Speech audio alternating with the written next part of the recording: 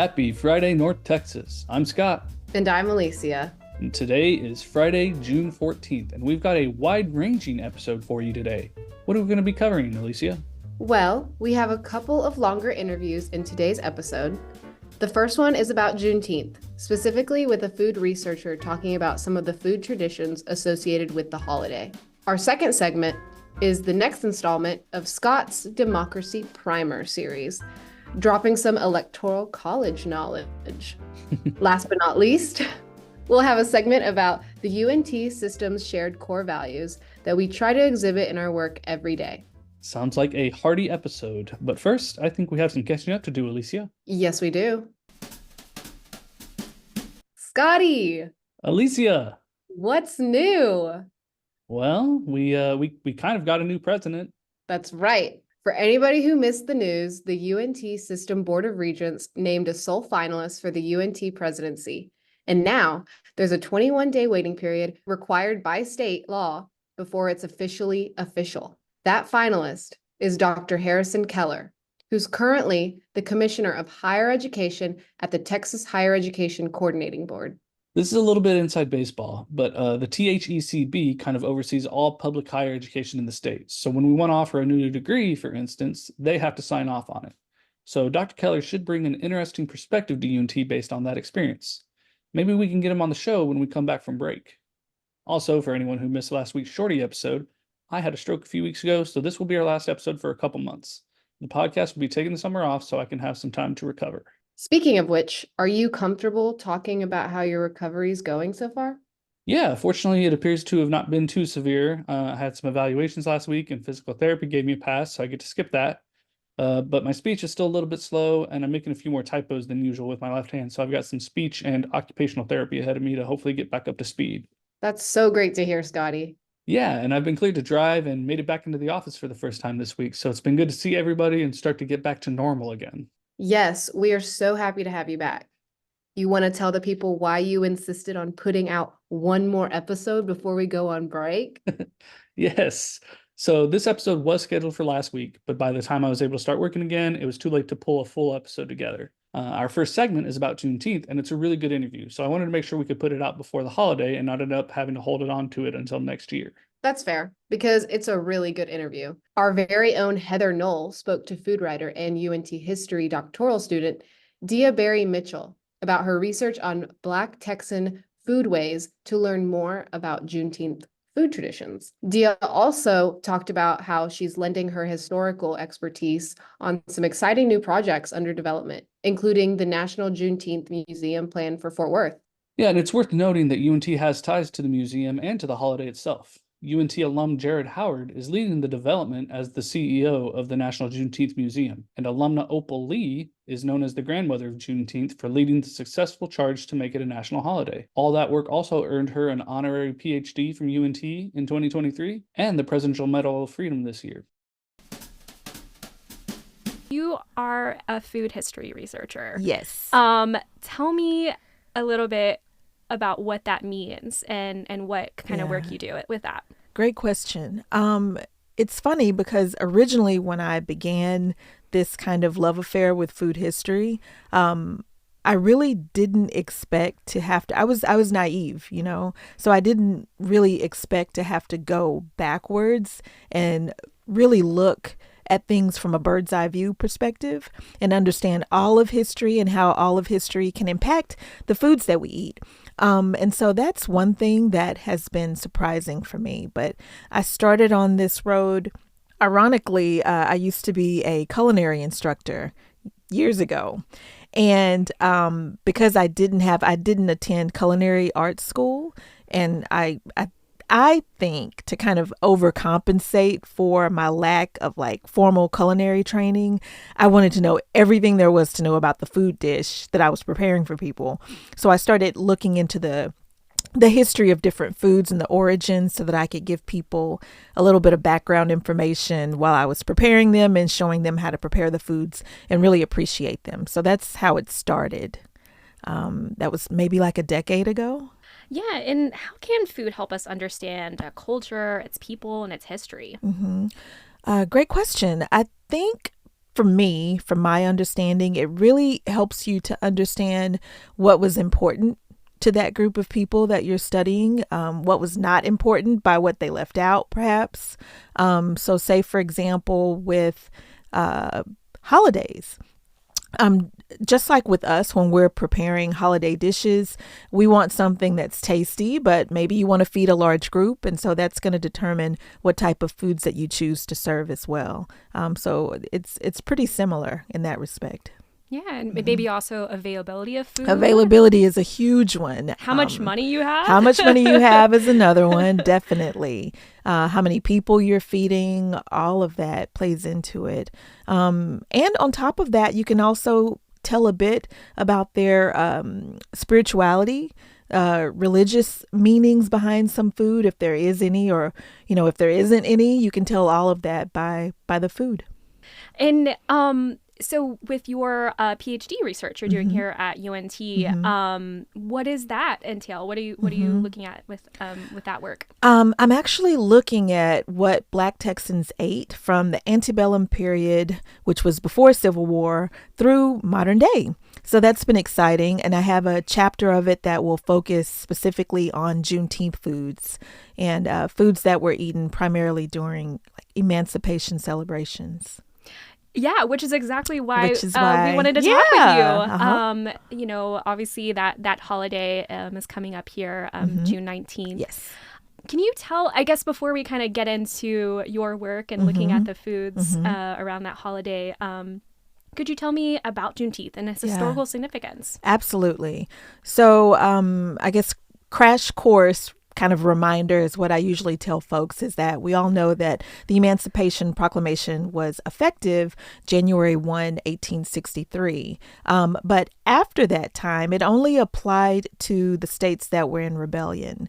After that time, it took maybe about, 2.5 years or so before General Granger's folks, he rallied up his, not only the naval folks, but Army, and they really sent them to first Galveston Island. And then when they arrived in Galveston is when they began spreading the word to Texans. Texas, we were pretty removed from, Civil War. It wasn't a location that people came to fight. So it wasn't involved in that capacity, even though we did have, obviously, Texans who fought in the war who left to fight in it. So because we were so far removed in terms of proximity, it took that long to get folks to say, hey, we need to go and let those people know that we're going to enforce this. And so it was enforced. The date that it was signed was prior to June 19th, but the date that it was actually addressed to folks in Texas was in Galveston on June 19th. Yeah, thank you for sharing that. Yes, little you're bit. very welcome. And so, I guess with your research looking at Black foodways in Texas, what made you, want to, include special focus on Juneteenth and the foods? So originally when I started looking into foods that Black Texans eat, Juneteenth always played a really major role in that, but probably not for the reason that most people would think. Now there's everyone's talking about Juneteenth foods and red drinks and all of the symbolic romantic reasons behind those things. And I really felt a disconnect because being a fifth generation Texan, I had not ever heard of any of these reasons for eating like that. And I grew up celebrating Juneteenth. So for me, I wanted to study it because I felt like I didn't what do I know about Juneteenth if this is not, not real? So I wanted to study it to find out why I'd never heard of some of these things. And I don't hope I'm not bursting anyone's bubble, but a lot of those are myths. They've been romanticized for different reasons. We do eat a lot of red foods, but a lot of the reasons behind that are really just coincidental. So, for example, refrigeration was hard to come by, and a lot of people did not even have access to it because it was just too early. And so things like eating what's accessible to you and eating what is seasonal to you. So things like strawberries, fresh watermelon, things like this, they are at peak season during end of May, early June, and sometimes July. So it makes sense when you think about that our major holidays that we're celebrating during, this time period, that we're eating foods like that. And as far as barbecue, that's a red sauce base for most of us. And so that's red. And then do you want me to burst any bubbles about the red velvet food cake myth? Go ahead. Now I'm interested. So there's been a lot of conversation about red velvet being like this iconic food or cake that we eat during Juneteenth. And we have, but that only started probably about in the late 1920s, early 1930s. And it wasn't just Juneteenth. It was eaten across the state of Texas because there was a little company, big company called Adams Food Coloring. I think I've heard of them. Yeah, they're pretty major. They do a lot like the vanilla flavorings and things like that. Yes. I was joking. You were yeah. As a native Texan, I've definitely heard of gotta Adams. know about Adams. Yeah. Sorry, I don't pick up on social cues sometimes. No worries. So Adams Food Coloring, they actually they were the first ones to create this red dye in food that didn't occur naturally. And so the red dye they used to kind of heighten that hue of some different foods. Red velvet cake was one of them.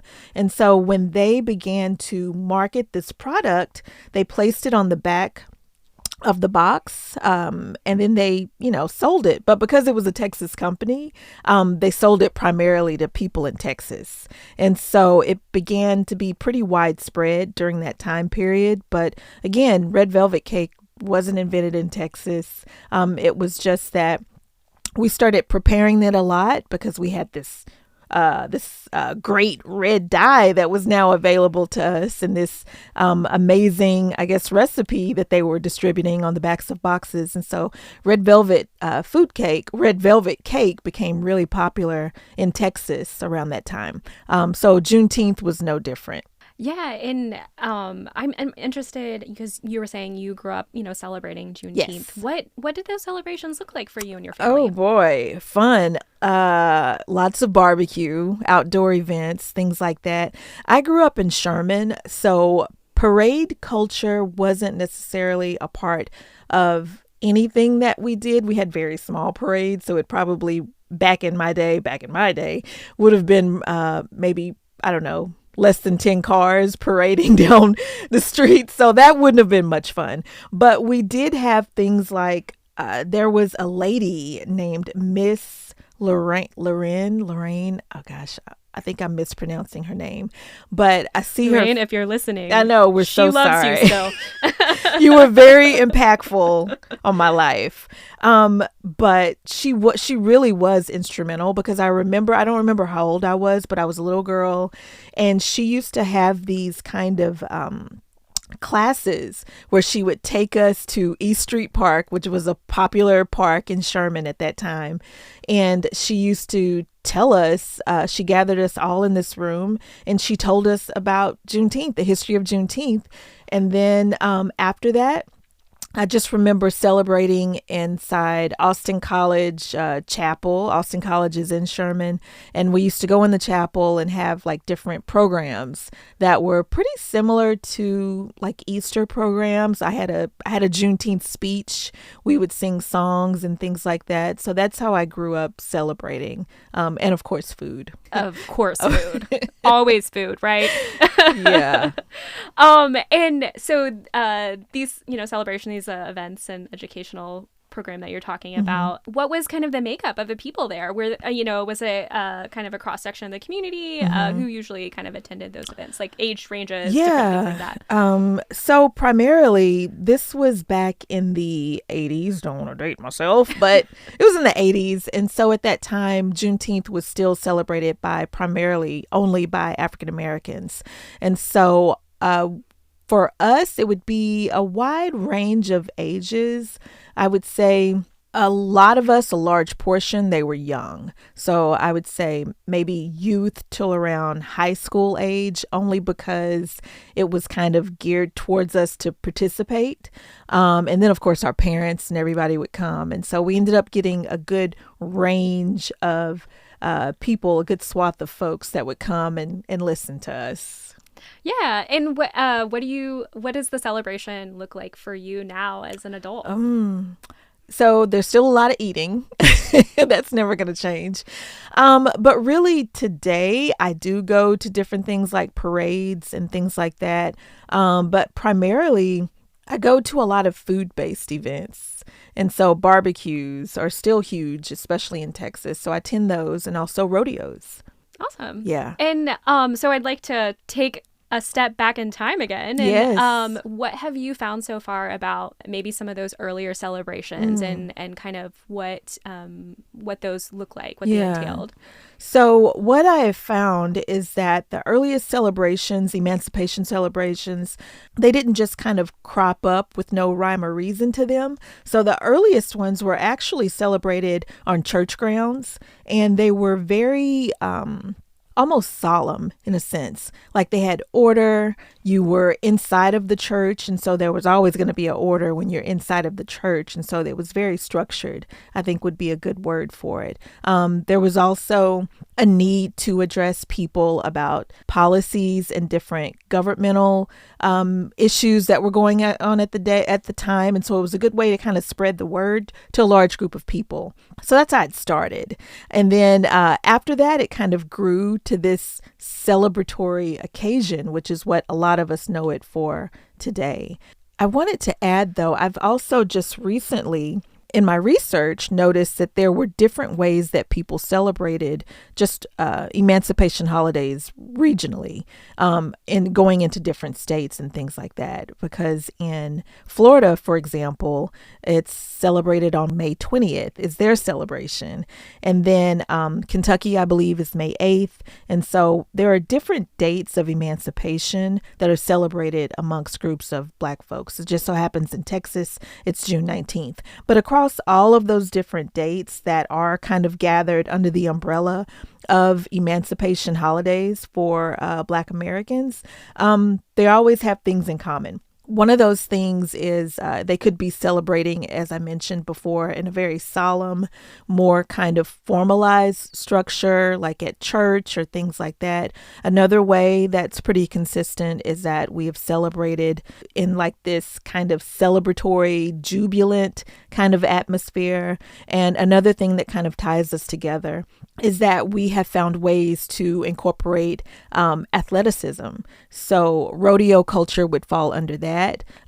In other parts of America, they may be doing different things. And like if rodeo culture isn't big, it could be foot races and things of that sort. So in Texas specifically, rodeo culture has always been a part of that. And so they would also have people racing around on horses, even if it wasn't related to rodeo, just that was kind of how they showed their athleticism back in the day. Yeah. And have you found any kind of significance on incorporating athleticism in this event? So there is still, as I mentioned in Texas, rodeo culture is still really large, hugely large. And so that continues to be a tradition, but it's still very much a part of the culture. And then, as I mentioned before, food is always a factor that has kind of unified us. In Texas, we eat differently than, say, people who are celebrating their emancipation days in different places. So we eat a lot of beef here. You know, you spoke earlier about access to foods and how you're going to eat what's closest to you and what you have availability of and what you have the most of. And for us in Texas, it was beef. And so we barbecued a lot, but we're not going to barbecue like someone in South Carolina is barbecuing because they have a lot of pork.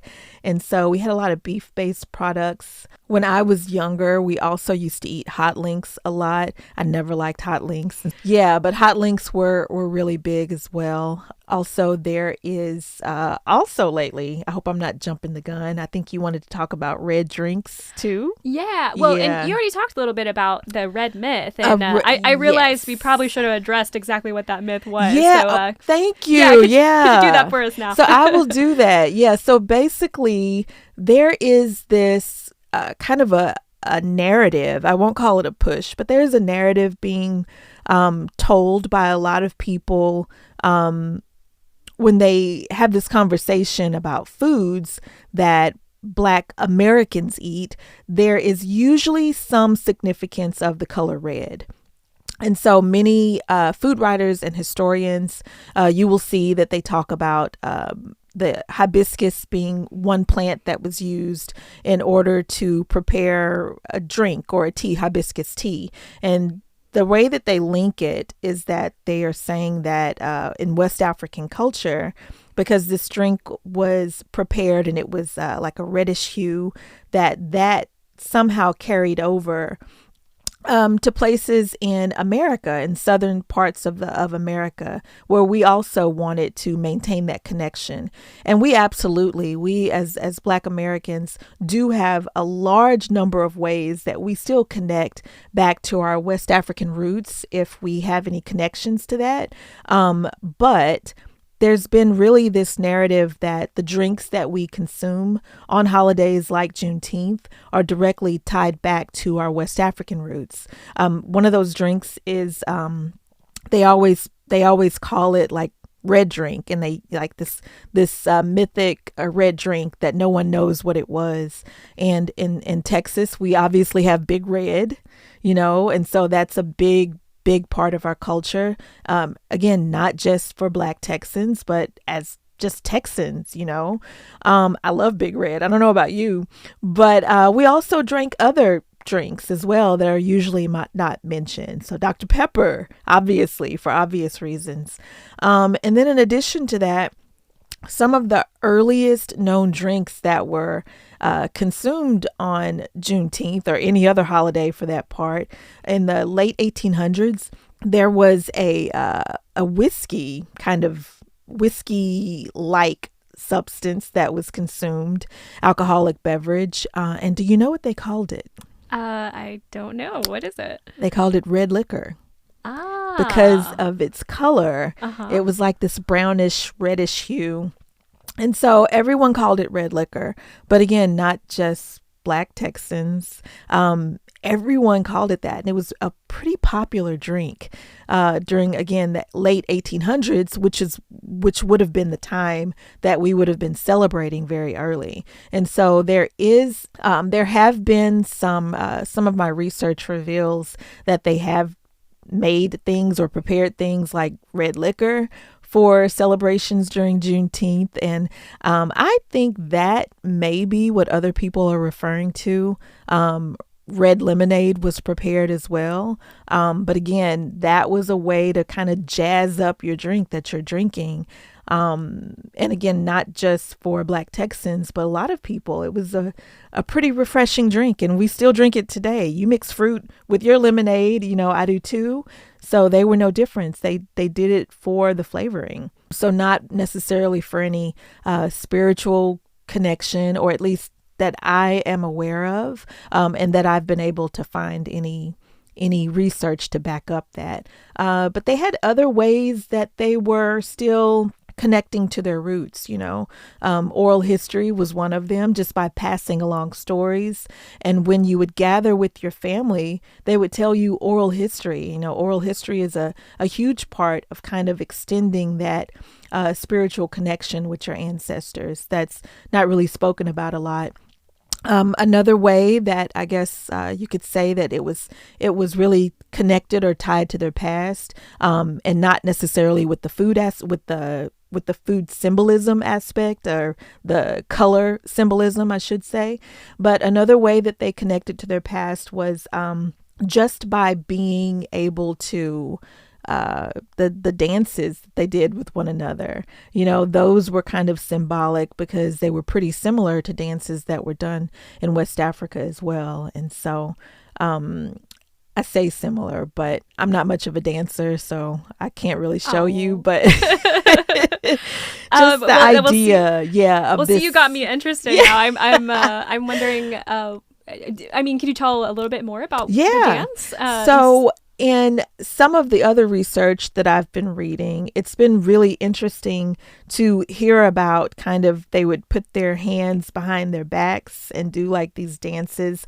But the thing that I found most telling to me was the fact that they are saying revealing in these oral histories that white people would come and like just so they could watch them dance. And so because this wasn't being done in other like celebratory occasions, not like they were doing. And so the fact that they were gathering crowds around to watch them dance lets me know that it was something going on that was pretty different, and you weren't going to be able to see that in like a regular 4th of July celebration where everyone is celebrating. And so this was pretty niche. The fact that dance was a way that they were able to do something different. But the description that I've read was you would put your hands behind your back and then like dance to the beat from there. So in my head, I think of it like this dance that the kids do nowadays where they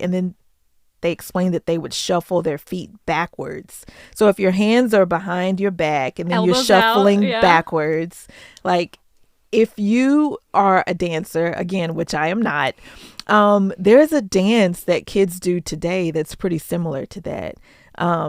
And I wish I could think of the song that I usually see it on, but I'm afraid to like guess if I'm like way again, off. and I'm afraid to show you how I'm thinking it would look because I guarantee luckily for our listeners, this is a podcast, so you can only hear and there's no video. Should I show you actually? Sure. Okay. We'll probably. It's like that. Oh, okay. Oh, you're being all nice. Right. She's like, oh, she does not know, audience, what I'm doing. But yeah, that was fun. Thanks. Hey, anything that, gets you to laugh and smile and have fun is something on par for the jubilant nature of this an is a occasion, first for a podcast interview. So thank you. Oh my gosh. Well, I'd like to kind of segue into, you're also on the exhibitions committee for the upcoming National Juneteenth Museum. Yeah. That's going to be right here in Fort Worth, Texas. And it's being developed by one of our UNT alums, Jared Howard. So I guess, could you tell me about your role with the museum and how you got into that? Yeah, sure. I believe it was a little over a year ago. I was nominated to join the board because of my background in speaking about Juneteenth history. And so I got the call and they asked me if I was interested. And I was like, heck yes, I am interested. Where do I sign? So that's when it began. And as far as my involvement, with the exhibitions committee, I used to be the chair, but I had to resign my role because I got this other great, amazing opportunity that I guess we'll come back to. I'm also on the newly appointed to the Dallas County Historical Commission. And so I've been working with them and also named the City of Dallas Historian in Residence. Oh, wow. Well, congratulations. Thank you. I did not know that. Yeah. That's amazing. It's a lot. And so sometimes it takes a minute to remember everything. So I thought I would mention that. She is a woman of many titles. And, hopefully, hopefully I'm excelling at those. But back to the National Juneteenth Museum, it's really been wonderful to work with them and to Catherine Conaway is the newly appointed chair of the exhibitions committee. And so essentially we have all been charged with helping gain material culture so that it will be held at the museum, or showcased, I should say, at the museum once it's ready to be opened in 2025. So in about a year. That's going to be exciting. So we actually have a call out right now so that if anyone has any cultural artifacts or just anything that you think would be a good fit to tie into the theme of freedom, whether that tie into Juneteenth celebrations, whether it be what you think freedom means to you, we're definitely open to it. And we have a wonderful strategist who's able to kind of look at those items and see if that would be a good fit for our exhibitions. Her name is Dr. Lauren Cross. And she also, I don't know if she was a UNT alum, but I think she taught here. She did. Uh-huh. She did. Yeah. Yeah. So she's amazing, and she's really been helping us kind of pull things together to make sure that we're right on trend to opening, and that we have something that people will want to be very excited about to see. So if you have any artifacts or items, please email us, and Dr. Cross will look at it, and we'll take a vote and see if that's something we can use. Yeah. And where can they email?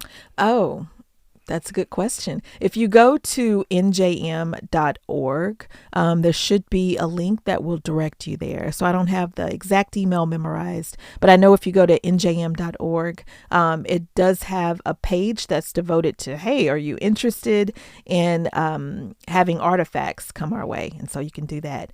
The museum, National Juneteenth Museum, rather, has developed a newly established relationship with UNT as well. And so UNT will be housing the artifacts for us and the collections and all of that great stuff. They're going to be storing it for us. And that's going to be in our UNT special collections? Yes, UNT special collections. Great. Mm-hmm. Yeah. Talking about this museum, this National Juneteenth Museum, why do you think it's important that we have a place like this where we can go learn about this holiday, its significance, and maybe stop to reflect on what it means, what it has meant, and what it means today? Well, one thing I'm excited about is that one of the questions I think that people ask a lot is, why Fort Worth? What's the significance of putting a Juneteenth museum, a National Juneteenth Museum, in the city of Fort Worth? And to those questions, while I understand where they would be coming from, I think they also come from a place of really thinking that Juneteenth only impacted Galveston, and it didn't. The message was delivered in Galveston, but it was also delivered in Marshall, and it was also delivered, there were different places that the troops went to deliver these messages. But because Galveston was this huge port city, it reverberated on a much larger scale. But the document number three, is the one that applied to the state of Texas, Black Texans. It applied like blanket to all of Texas, all of Black Texans here. Emancipation did. And so it made sense that we would celebrate in Fort Worth, or, why not get a museum? That's something that hadn't been opened yet, and there was definitely plenty of opportunity. So I appreciate the fact that someone like Jared and Miss Opal got together and had the foresight to create this museum that stands for freedom. And I love that they also have been very vocal about the fact that this is not only what freedom meant for Black Texans, but what it meant to everyone. And so I love that we're going to look at different aspects of slavery, not just as it occurred in Southern American, or I should say America, but we're going to look at enslavement from different aspects and what that means to people and what freedom means today to different people. Juneteenth is a part of that narrative, and I'm really happy that they're using this as a platform to talk about other issues that are very important. Man, I loved all the good information in that interview. I never learned about Juneteenth growing up. In fact, I don't think I had even heard of it until I started going to school here, and didn't learn what it was actually about until I started working here a few years ago. It's awesome to see it becoming more well known so future generations can be more culturally aware. For sure. We love a good educational interview around here. Speaking of, what do we have up next, Scotty? That would be the next installment of our Democracy Primer series that we launched back on episode 3. The idea here is we want to provide basic explainers of various components of the American election process and overall government to help listeners understand how it works and the reasoning that went into it. In episode 3, we talked about primaries, and for this segment, I interviewed political science associate professor Gloria Cox about the Electoral College. I wanted to start out with you talking about the Electoral College. Can you give me just kind of like a basic explainer of what it is and how it works? Well, when the guys got together to write our Constitution, they didn't necessarily agree on how to elect a president. Some of them thought that the voters, and of course, there were very few people qualified to vote in those days, but that the voters should directly elect a president. What a premise, right? And others felt that the common person could not be trusted. And so they suggested that there be an indirect way of electing a president. And so that meant that they ended up with this odd thing called the Electoral College. And in the Electoral College, we actually vote in our states as to who will get the electors that we have. And those will all be totaled up by Congress, and a winner will be declared. The Electoral College is a system whereby we vote in our state for who's going to be elected President of the United States. And I bet if I'm on the street and I talk to ordinary voters, most of them think that when they pull the lever or bubble in for Biden or Trump, they are actually voting for that person. But that's not the way the system works. What they are actually voting for is a set of what we call electors who in total make up what we call the Electoral College. And there are 538 electors in the Electoral College, and each state has a certain number of electors. People are always wondering about how you know how many electors your state has. And the thing is, there's a formula for it. Every state has at least 3 electors because you get 2 electors for your 2 members of the United States Senate, but then you also get as many electors as you have representatives in the U.S. House of Representatives. So with 435 House members and 100 in the Senate, everyone would probably say, oh, there must be 535 members of the Electoral College. But that's not quite right, because a couple of decades ago, it was decided that the District of Columbia deserves a vote too. And so the District of Columbia has 3 electoral votes. In fact, I was working for a member of Congress way back when, and it was before the District of Columbia had any electors, and I Wow. rode the train home to South Carolina so I could vote in the presidential election. I just thought I would throw that in for you. Yeah, no, that's really interesting. And so before that, then it was 535 It electoral was votes. 500. Well, if you look at a website that shows you the Electoral College in every presidential election, you will not see 535 or 538. What you will see is how many electors they had at that time. And so after each census, the Electoral College changes, but before that, new states were added to the Union all the time. And so that also changed the number of electors in the Electoral College. So this is kind of a shocking thing when you look at a table that shows you the electors in every election. Those are freely available online, by the way. And it's shocking that we have 538 now, but go back to 1800 or 1820 or something, and maybe 1910. And of course, I remember when the last 2 states were added to the Union, Alaska and Hawaii. So that also changed the Electoral College. So there are 538 electors that make up the Electoral College. So here we are in the state of Texas. And of course, everyone will want to know, well, how many electoral votes does Texas have? So Texas actually moves up from 38 electoral votes last time to 40 electoral votes in 2024. That's because there was a census in 2020, and Texas has grown so much that Texas got 2 more members of the House of Representatives, which Hmm. gave Texas 2 more votes in the Electoral College. Interesting.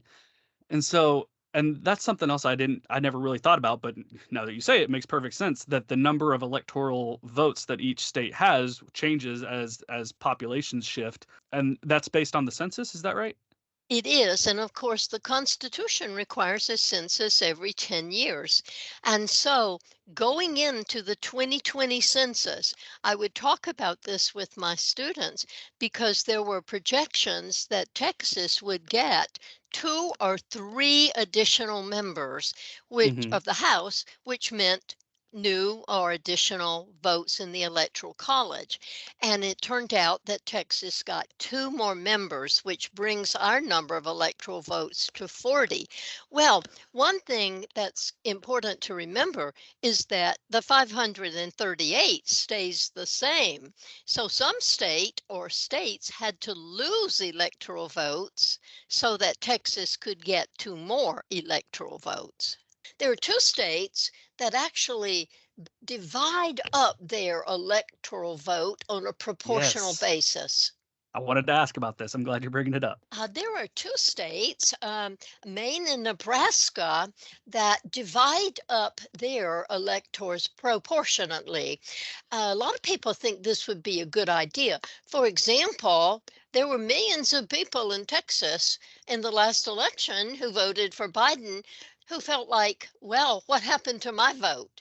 This is a democracy. What happened to the voice I was supposed to have?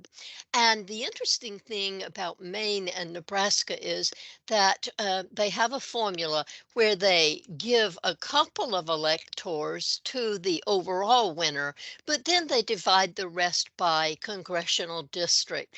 And if this were to be done nationwide, it would be perfectly legal. Constitution doesn't say anything about a winner-take-all system, so every state could actually divide up their electors just the way Maine and Nebraska divide theirs. But in all the other states, the winning candidate gets all of the electoral votes in that state.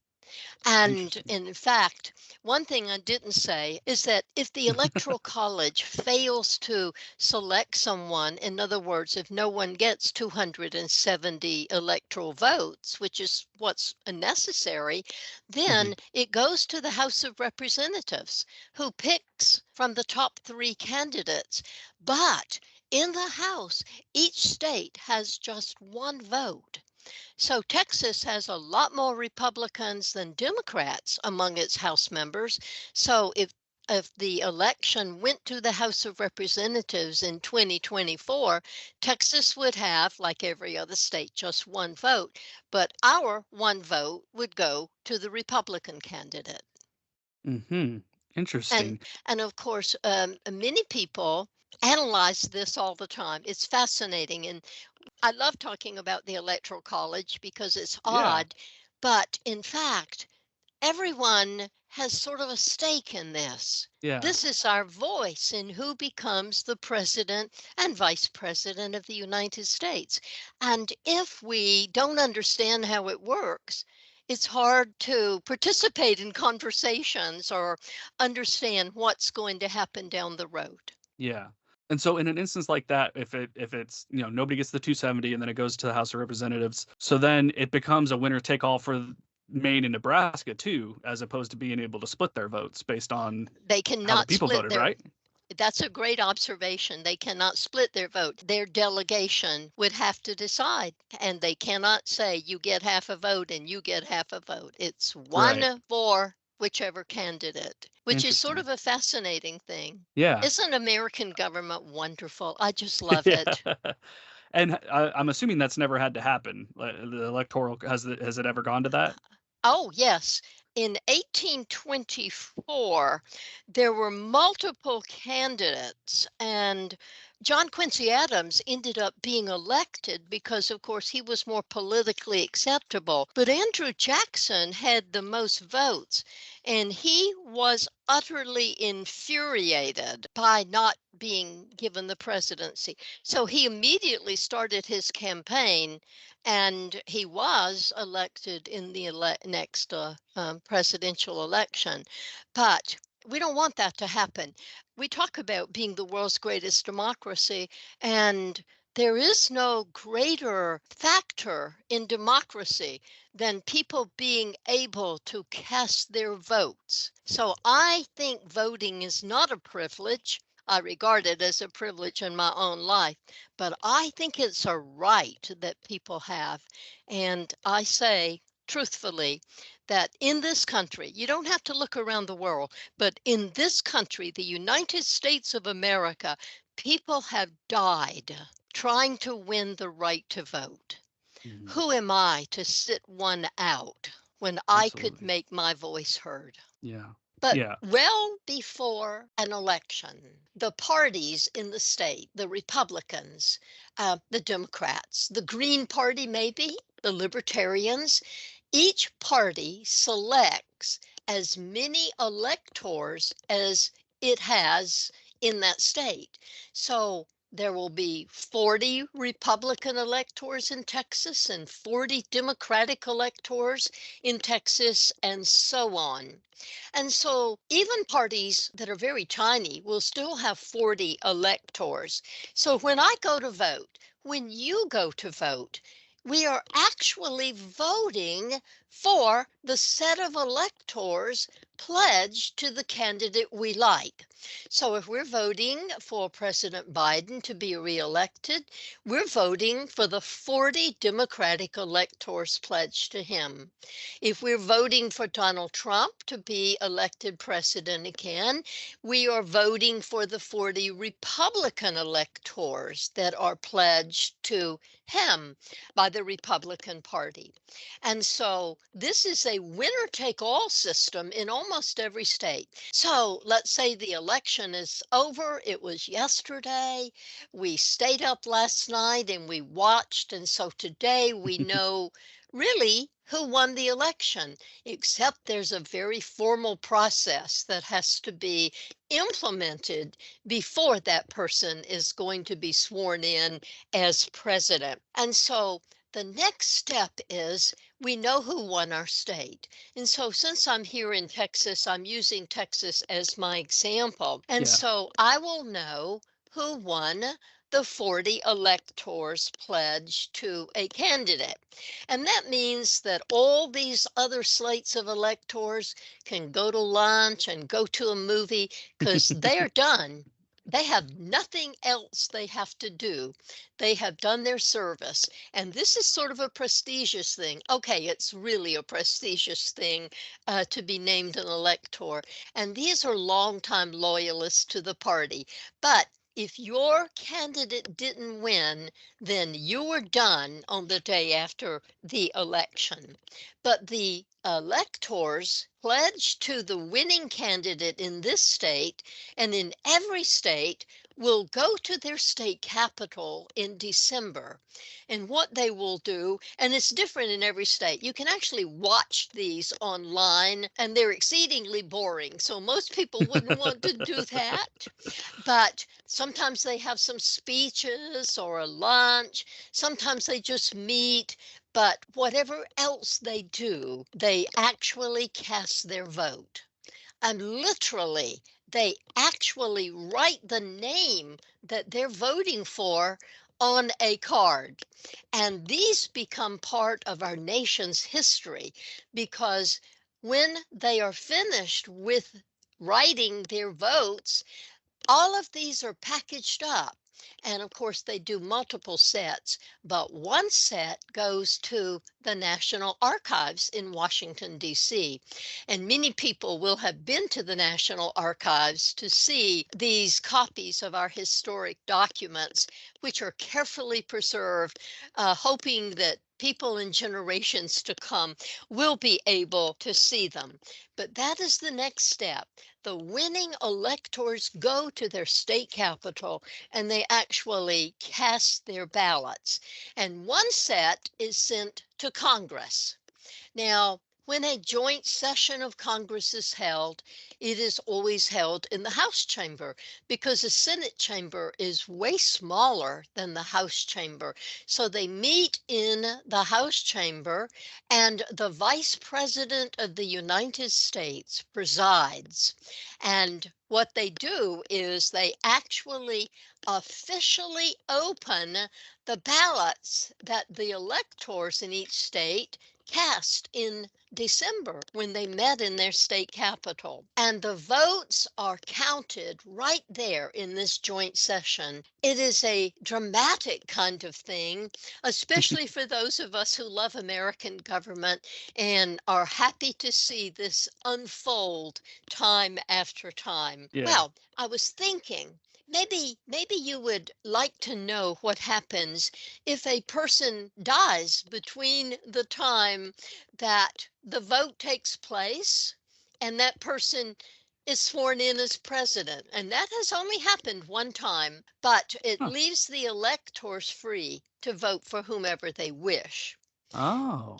There's also something called a faithless elector. A faithless elector is someone who goes against their commitment to vote for whomever their state voted for.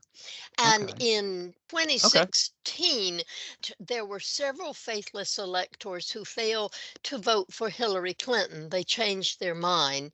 And no faithless elector has ever changed the outcome of a presidential election. That's reassuring, isn't it? Yes. The Supreme Court, a number of months ago, said it is okay for a state to punish a faithless elector. They can have a law that fines them $1,000 or allows them to be replaced, and about half the states have such laws. Most states require that if you're an elector, the very least you can do is raise your hand and say, I promise to vote for the person that my state votes for. It doesn't always happen, but I thought anyone who's listening may think that's important. But Yeah, I was curious about that. the thing that gets our attention these days is what happens if the person who gets the most votes from the public doesn't win the electoral vote. And that's a frightening thing in a democracy because it has happened twice in the last 5 elections. In the year 2000, we had to wait for months to find out whether Al Gore or George Bush won the election. And of course, finally, Bush won.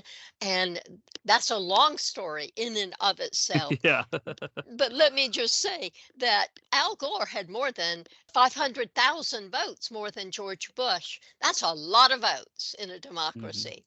And then in 2016, Hillary Clinton had more than 3 million votes more than Donald Trump.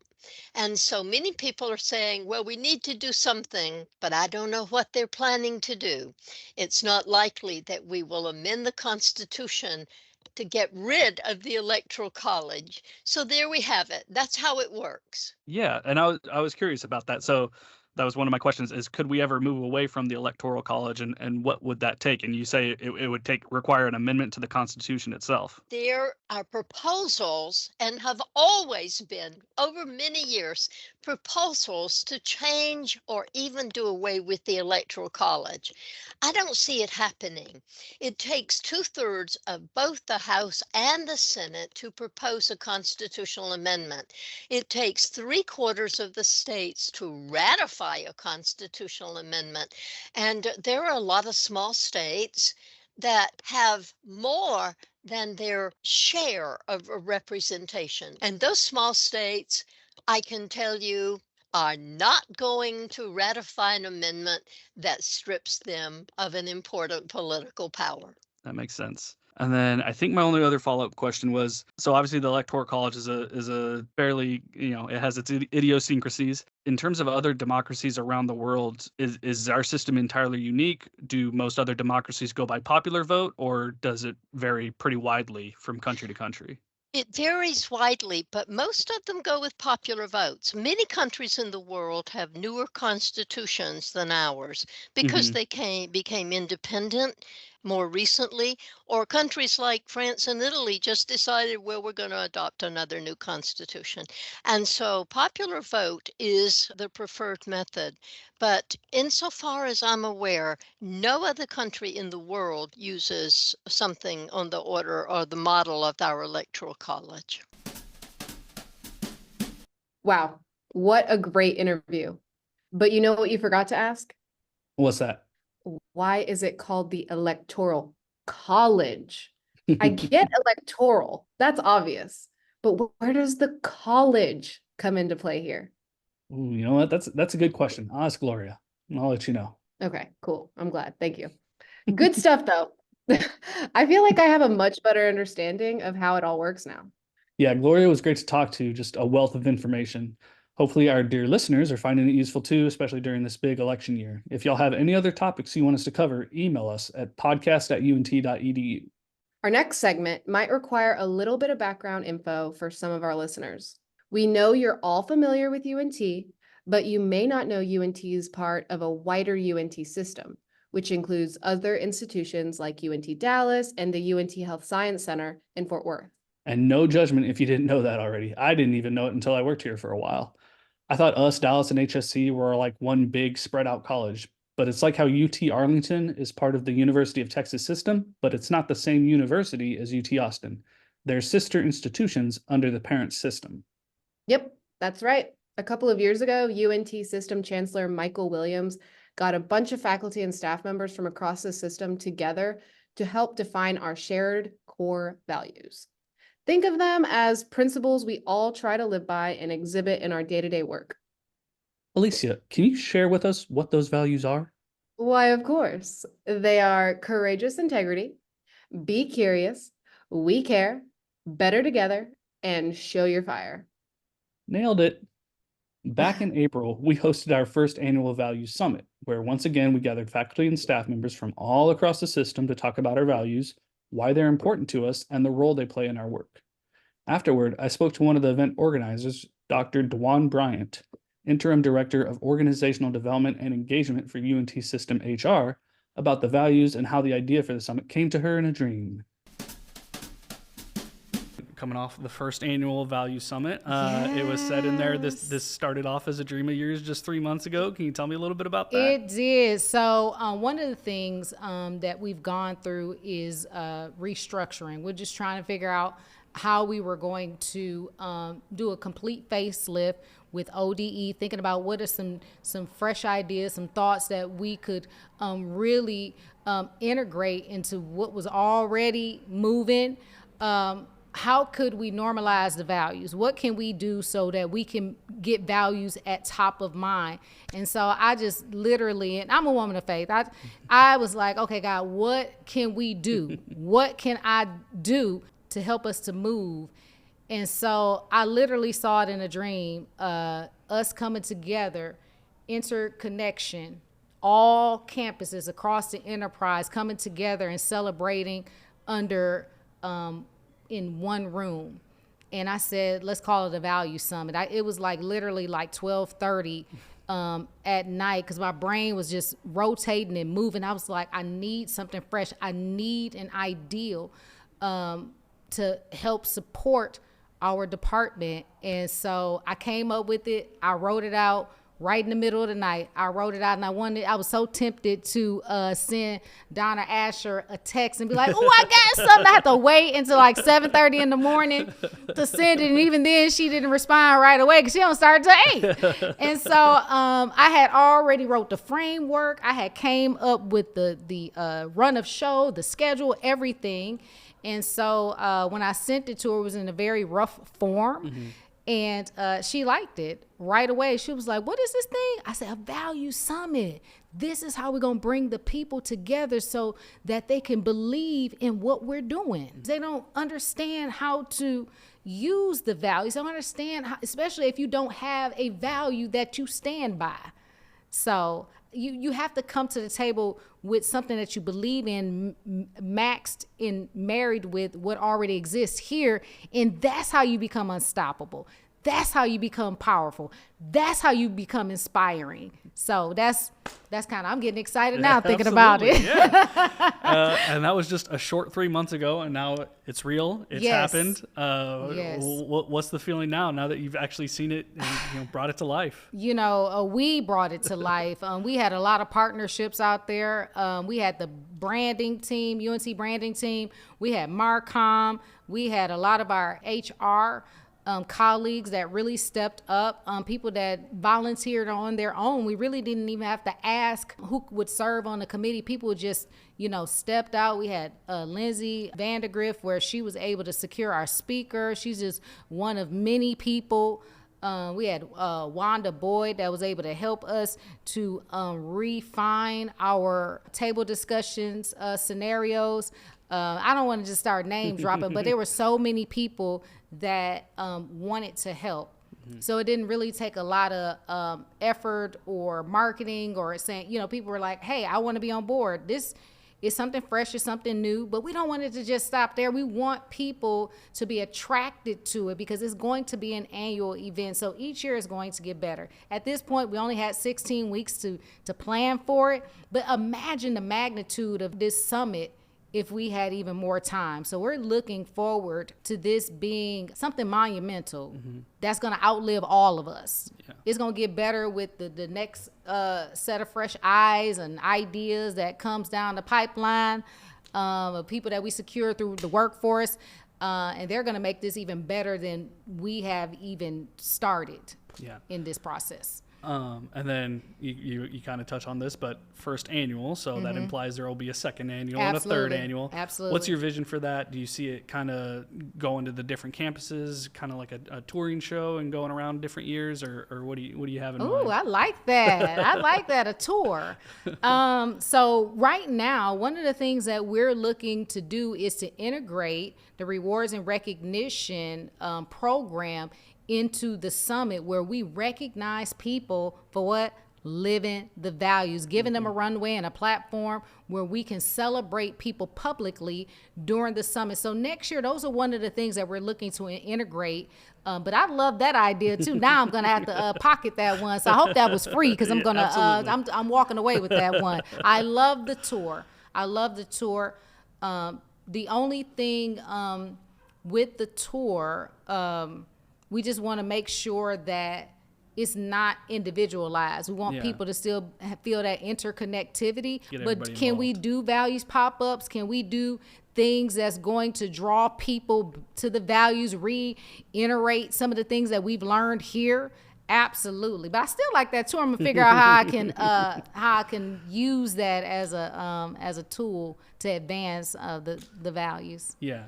Obviously, getting all this put together and working on this for the last 3 months, you've been living and breathing the values pretty heavily. At this point, what do the values mean to you?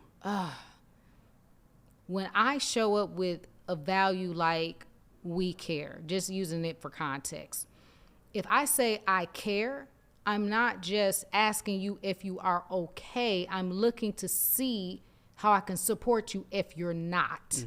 Versus, are you okay? And then I keep moving. I keep eating my slice of pizza. I keep eating my salad as if I had not heard you say that you were struggling. Yeah, not just checking a box to say that you asked. Just checking the box that I asked. So I say we care. When I say we care, that means it's an action for me. That's what value is. Actionable. It's how you treat people, how you show up for people, how you support people, and how you humanize people. And they're not just a number. They're not just a role. They're not just a position. They're not just clocking in and clocking out. But when we say we care about people, man, we gotta show it in our actions. So no more of are you okay, but not following through. people don't want to be responsible for other people's pain. That's why they don't ask follow-up questions, because they're in pain too. So they don't know how to show up for others. But sometimes just simply listening helps a person to feel like you care. Yeah. It might be asking you to pick a favorite child, but is there any one value that kind of like has special meaning to you, or, you know, you can think of a story that like you've seen it lived in your role?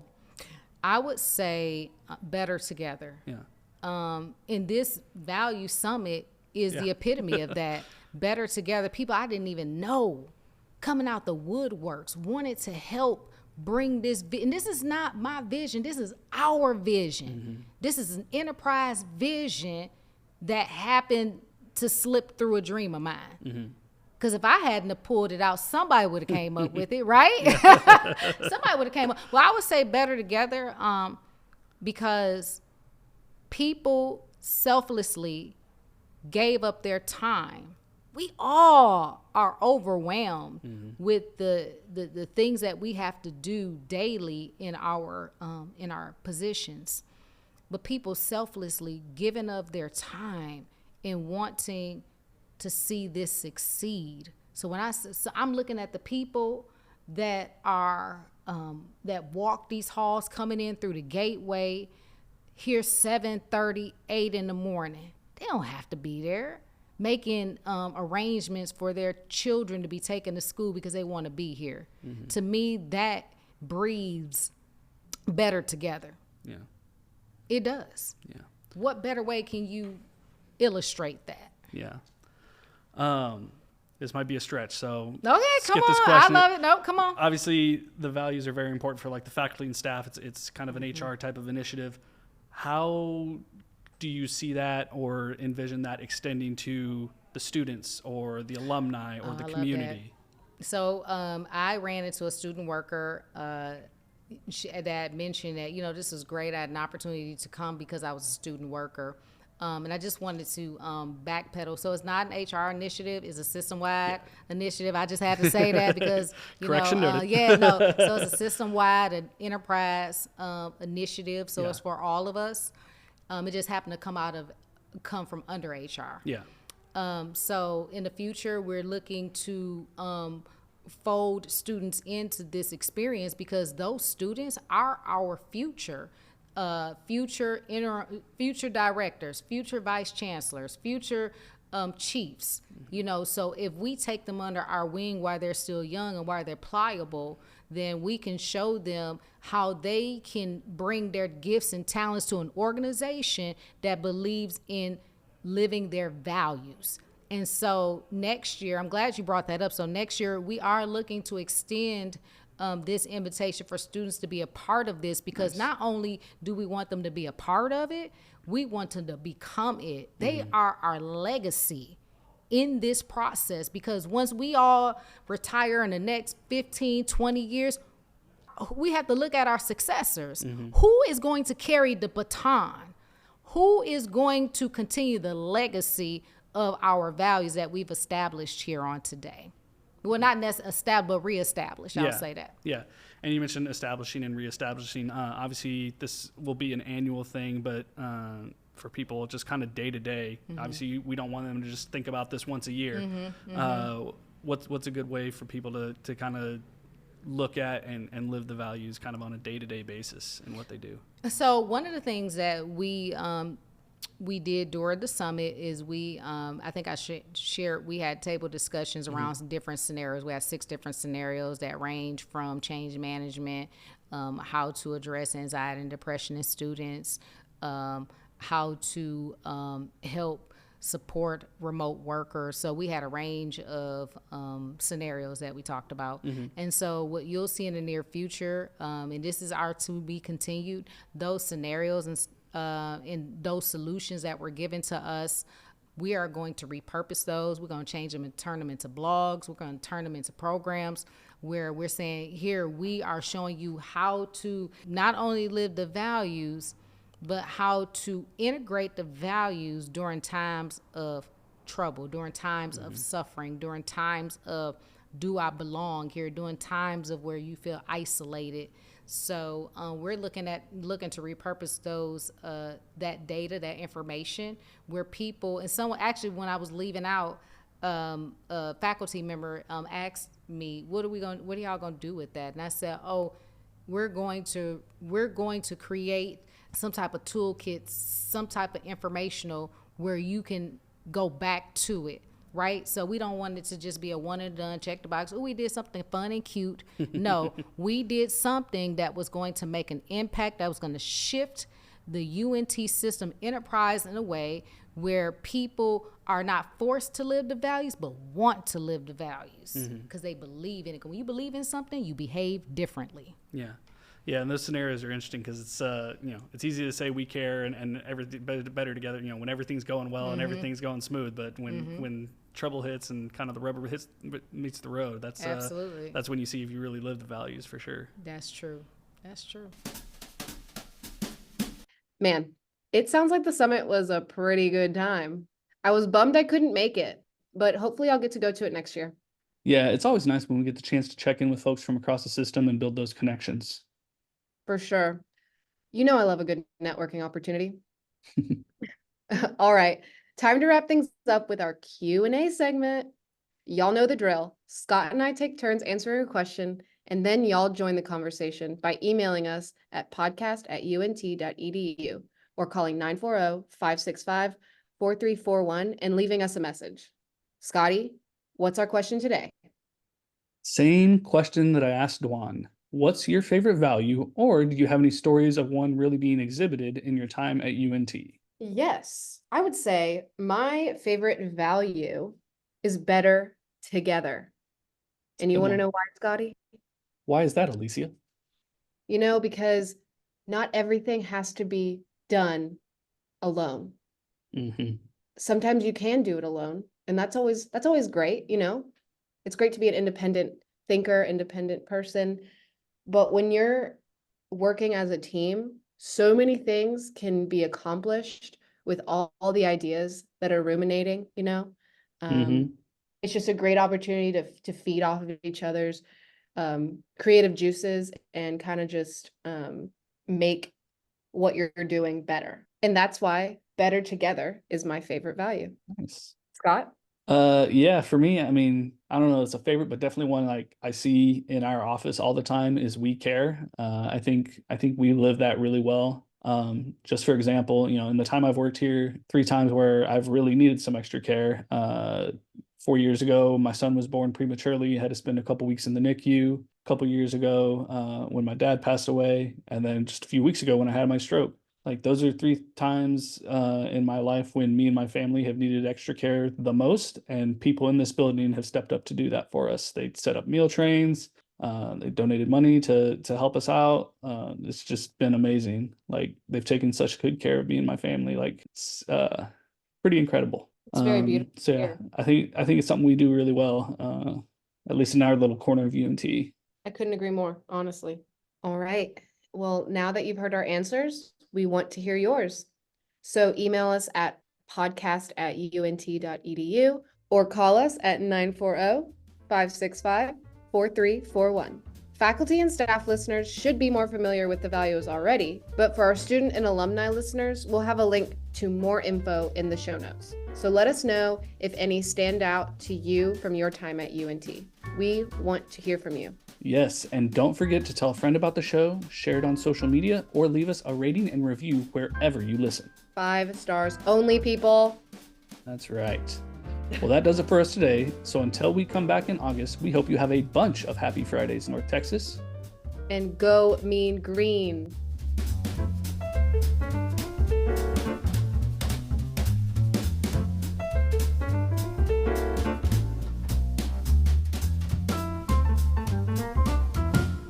Happy Friday, North Texas is a production of the University of North Texas. Today's show was produced and edited by Scott Brown with original reporting by Heather Knoll and Scott Brown. For more information, visit unt.edu/podcast. Mic drop. Not too many bloopers today. Woo, that was great. You said that with no stutter. One full breath. Getting there. I heard that. Speech therapy. Let's go. Let's go. or call us at 940, or call us at 940-565 I was like, at 940. 940. Yes. And don't forget to tell a friend about the show, share it on social media, or leave us a rating and review. All right, here we go.